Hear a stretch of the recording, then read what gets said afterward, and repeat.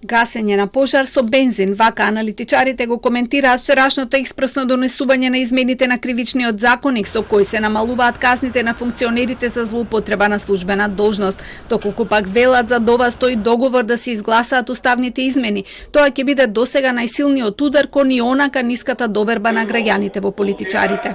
Доколку е ова дел од тргување со влијание и политички пазар, ова отстапка, ова промена што се прави, тоа е уште еден можеби најголем удар по граѓанскиот ентузијазам, по малата што преостана верба и надеж кај луѓето за автентична последовност на реформи и подобрување на состојбите во општеството. Трошановски вели дека сите овие отстапки го намалуваат квалитетот на проширувањето на Унијата, кој ќе се претвори во гротеска, особено ако кон главниот услов владењето на правото се однесуваме вака. Пратеничката Морачанин, која вчера гласаше против измените, иако е дел од владеачкото мнозинство, најавува дека во партијата ќе го преиспитаат учеството во власта доколку продолжи овој тренд.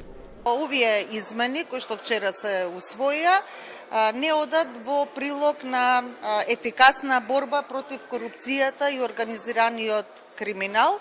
Она што е за мене многу важно и за нас како дом, знаете дека тоа ни е еден од столбовите покрај заштита на животна средина, човекови права и така натаму, и мислам дека е тоа многу важно генерално за македонското општество, па исто така и во насока на евроинтеграцијските процеси.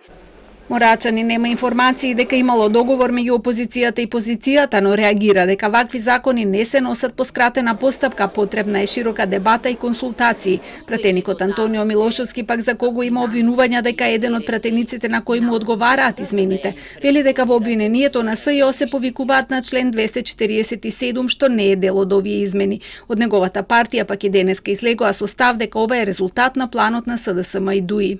СДС и ДУИ вчера гласаа за амнестија на своите криминали. Левица не гласаше против, им помогна, како и секогаш. СДС и ДУИ вчера гласаа за амнестија на сите криминали кои ги прават во изминатите 6 години. Со измени во кривичниот закон се брише ставот 5 од членот 353, која санкционира злоупотребата на службената положба и овластување при вршење јавни набавки. Од СДСМ денеска не сакаа да појаснат која е целта на експресните измени и дали се направени со договор за уставни измени како што се сомнева јавноста.